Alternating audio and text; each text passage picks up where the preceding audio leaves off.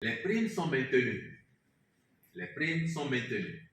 Ce qui change, par contre, c'est la mensualisation de ces primes.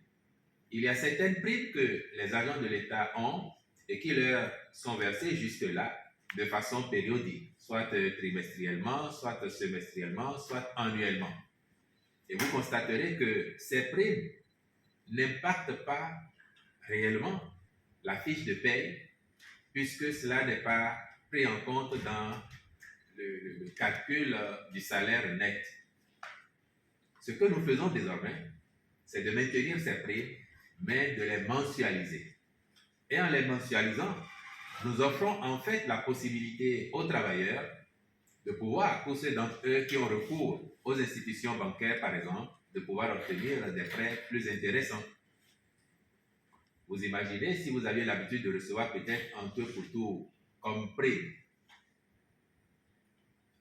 300 000 francs dans l'année et que vous recevez cela en une fois, c'est quand même votre argent. Maintenant, il ne vous donne pas droit à plus en dehors de ce que l'administration vous donne. Mais en mensualisant ces primes, pour qu'elles figurent sur la fiche de paie, l'institution bancaire de laquelle vous vous rapprochez, elle voit le niveau réel de votre salaire et cela peut vous permettre d'obtenir plus.